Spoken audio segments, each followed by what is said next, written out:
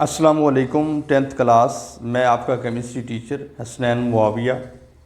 Lecture number 6 में आज हम पढ़ने जा रहे हैं लॉ ऑफ मास एक्शन। जो प्रीवियस लेक्चर हो चुके हैं, अगर वो आपको याद हैं, आपने अच्छी तरह सुने हैं, तो ये लेक्चर भी आपको सही समझ आ जाएगा। तो आइए स्टार्ट करते हैं। Law of mass action. Law of mass action was put forward by Goldberg and Wade। कब?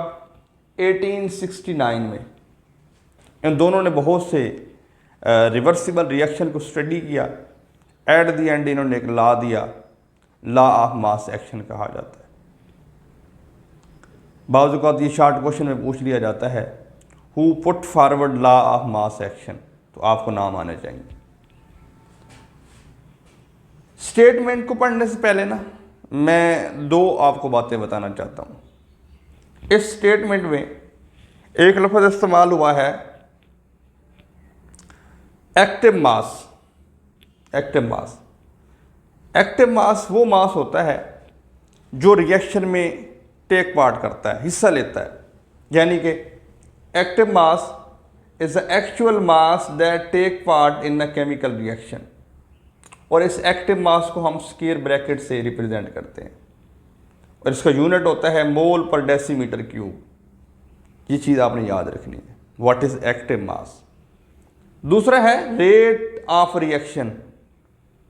तो रेट ऑफ रिएक्शन जो है, इसको हम केमिस्ट्री में कहते हैं स्पीड ऑफ रिएक्शन। रिएक्शन की स्पीड कितनी है। दो लफ्ज़ मैंने आपको बताए हैं, एक एक्टिव मास और दूसरा rate of reaction. Active mass actual mass that take part in a chemical reaction, ये बात याद रखनी है। और रेट ऑफ रिएक्शन को हम कहते हैं स्पीड ऑफ रिएक्शन। अब इस स्टेटमेंट में उसने क्या कहा है वो मैं आपको पहले बता देता हूँ। वो कहता है कि जो रिएक्शन का रेट है, यानी कि जो रिएक्शन की स्पीड है, वो एक्टिव मास के डायरेक्टली प्रोपोर्शनल है। यानी कि अगर एक सब्सटेंस है, उसका जो एक्टिव मास होगा, जितना एक्टिव मास होगा उतना रेट ऑफ रिएक्शन होगा। अगर दो सब्सटेंस रिएक्ट कर रहे हैं, जिस तरह ये ए और बी, ये दो हैं रिएक्ट करने वाले, इन दोनों का जो एक्टिव मास होगा, उनका जो प्रोडक्ट होगा, यानी दोनों को मल्टीप्लाई करेंगे, जितना वो एक्टिव मास होगा उतना रेट ऑफ रिएक्शन होगा। नहीं समझ आई तो आप इस बात को दोबारा सुनेंगे, पूछेंगे, मैं आपको इंशाल्लाह मज़ीद एक्सप्लेन कर दूंगा। ज़रा डेफिनेशन पे देखते हैं।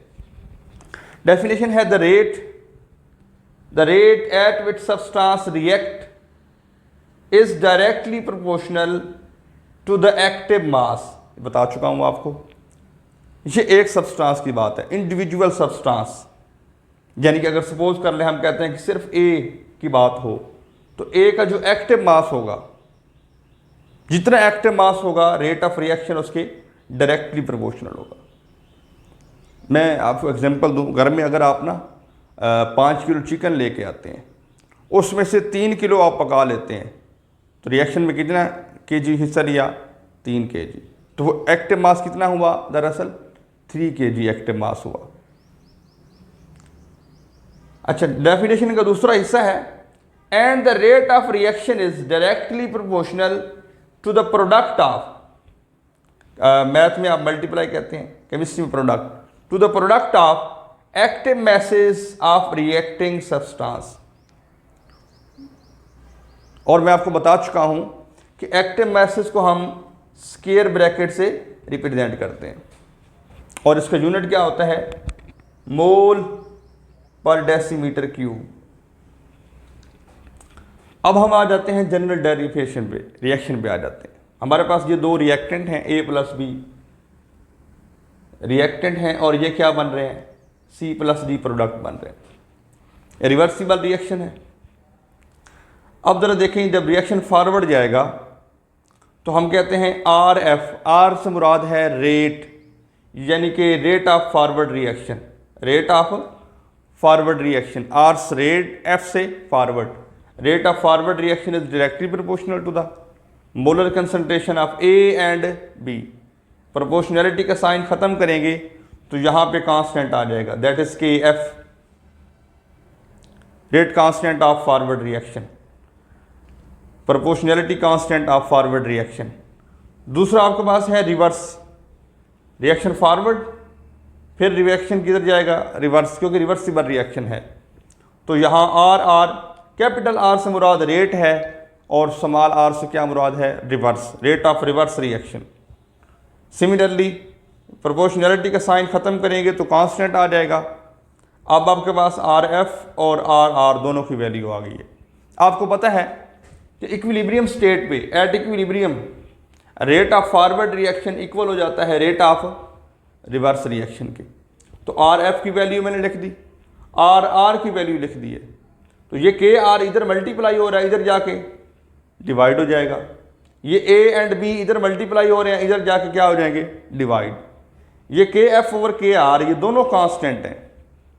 जब ये दोनों कांस्टेंट मिलेंगे तो एक और कांस्टेंट बनेगा जिसको हम केसी कहते हैं, और केसी को हम कहते हैं इक्विलिब्रियम कांस्टेंट, इक्विलिब्रियम कांस्टेंट।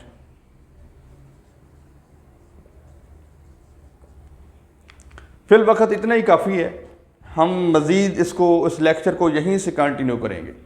इसकी डेफिनेशन, इसकी ये जनरल डेरिवेशन आपको आनी चाहिए, कोशिश करें इसको 1-2 बार करें, आपको समझ आ जाएगी। फिर भी कोई मसला हो तो लाजमी पूछें। Thank you.